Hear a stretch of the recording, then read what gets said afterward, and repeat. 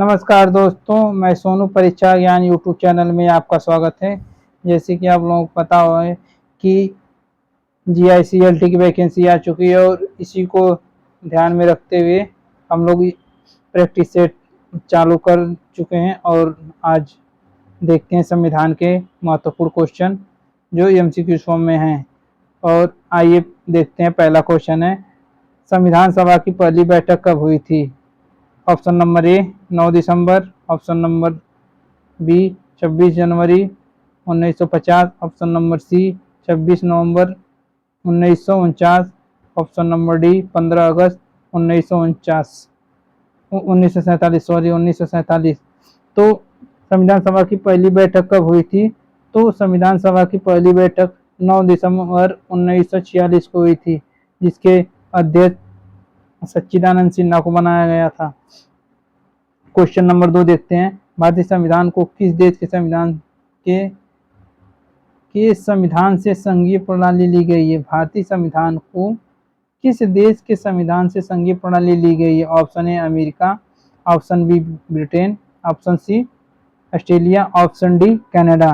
तो भारतीय संविधान को संविधान से किस संविधान से संघीय प्रणाली ली गई है? तो संघीय प्रणाली कनाडा के संविधान से ली गई है, option number D. Question number 3 देखते हैं, मौलिक अधिकार संविधान के किस भाग में वर्णित है?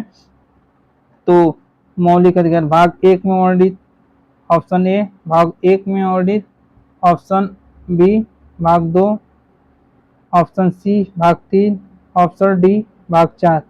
तो मौलिक अधिकार संविधान के भाग 3 में वर्णित है, जो आर्टिकल 12 से लेके 35 तक दिया गया है इसमें।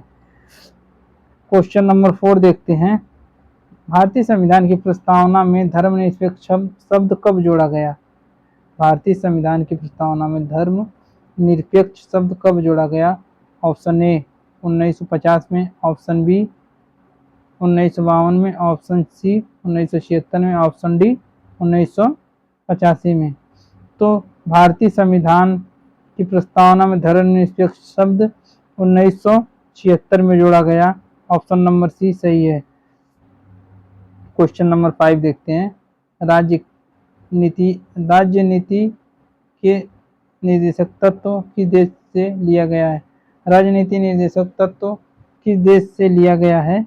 तो option number A France, option number B रूस, option number C Ireland, option number D Japan. तो राज्य की नीति निर्देशक तत्व आयरलैंड के संविधान से लिया गया, ऑप्शन नंबर सी सही है। क्वेश्चन नंबर 6 देखते हैं, भारतीय संविधान में कुल कितनी अनुसूचियां हैं? भारतीय संविधान में कुल कितनी अनुसूचियां हैं?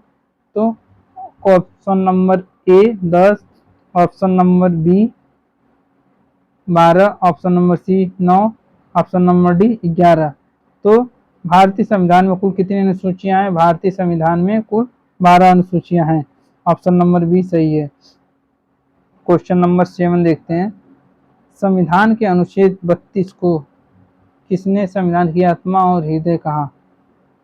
संविधान के अनुच्छेद 32 को किसने संविधान की आत्मा और हृदय कहा?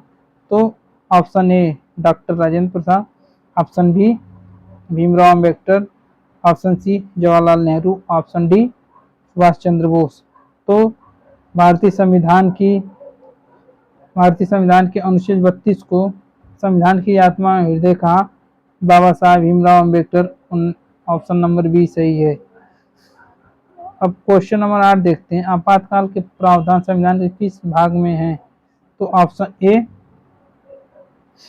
भाग 18, ऑप्शन बी भाग 16, ऑप्शन सी भाग 14, ऑप्शन डी भाग 17। तो आपातकाल का प्रावधान संविधान किस भाग में दिया गया है? तो क्वेश्चन नंबर 8 का ऑप्शन ए सही है, आपातकाल का प्रावधान 18 में दिया गया है। क्वेश्चन नंबर 9 देखते हैं, भारत का राष्ट्रपति किस प्रकार चुना जाता है? जो भारत का राष्ट्रपति है किस प्रकार चुना जाता है? तो ऑप्शन ए सीधे जनता द्वारा, ऑप्शन बी राज्यपालों द्वारा, ऑप्शन सी निर्वाचक मंडल द्वारा, ऑप्शन डी संसद द्वारा। तो भारत का राष्ट्रपति किस प्रकार चुना जाता है? तो ऑप्शन नंबर सी निर्वाचक मंडल द्वारा चुना जाता है। क्वेश्चन नंबर 10 देखते हैं, भारतीय संविधान को कब अंगीकृत और अधिनियमित किया गया? तो भारतीय संविधान को कब अंगीकृत और अधिनियमित किया गया? 15 अगस्त 1947, 26 नवंबर 1949, 26 जनवरी 1950 और 9 दिसंबर 1946। तो भारतीय संविधान को 26 नवंबर 1949 को अंगीकृत किया गया था। ऑप्शन नंबर बी सही है क्वेश्चन नंबर 10 का। और अब ऐसे ही जो है टॉपिक राष्ट्रपति से संबंधित है एमसीक्यू।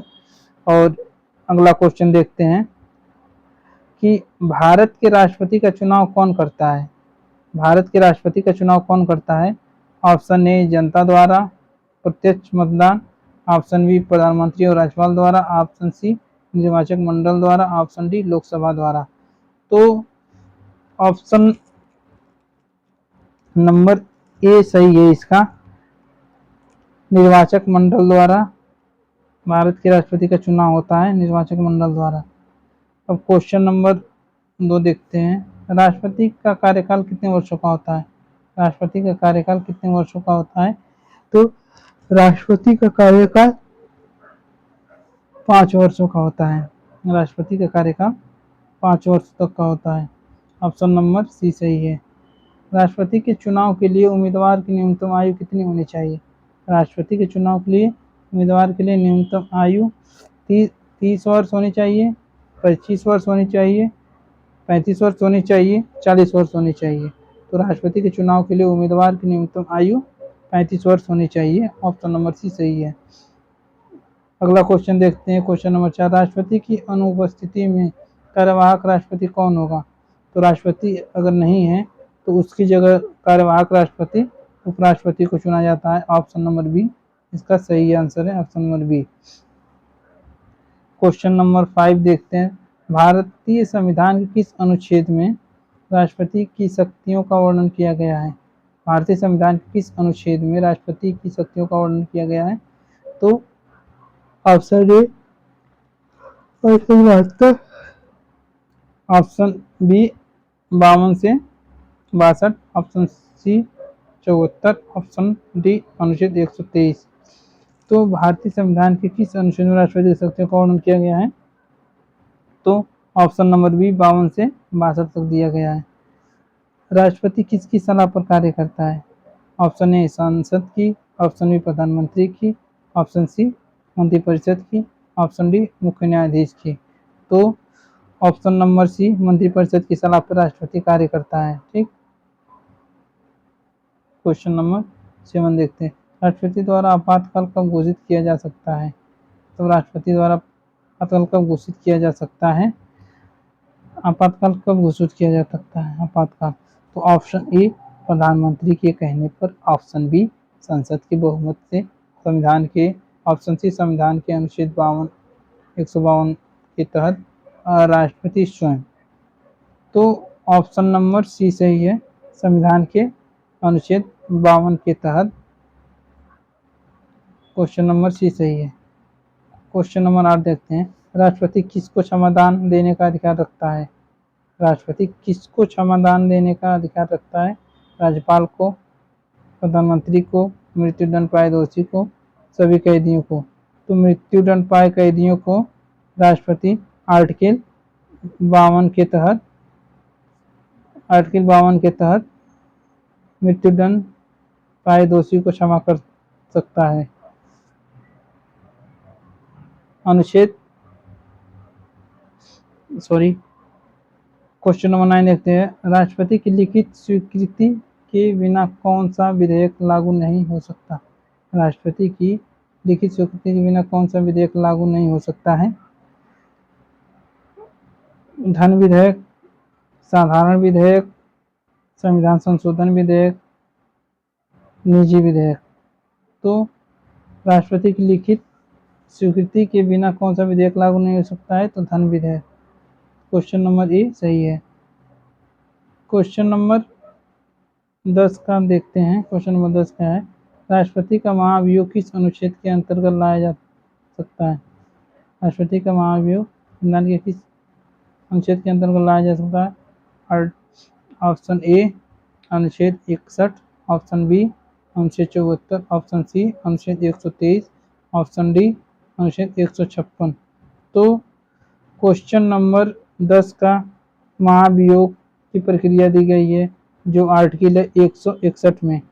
क्वेश्चन नंबर 10 का ऑप्शन ए सही है 61 में। धन्यवाद दोस्तों। आज के लिए इतना ही क्वेश्चन। बाकी क्वेश्चन कैसे लगे आप लोग कमेंट बॉक्स में ज़रूर बताएं और लाइक शेयर कमेंट करें। धन्यवाद दोस्तों, धन्यवाद।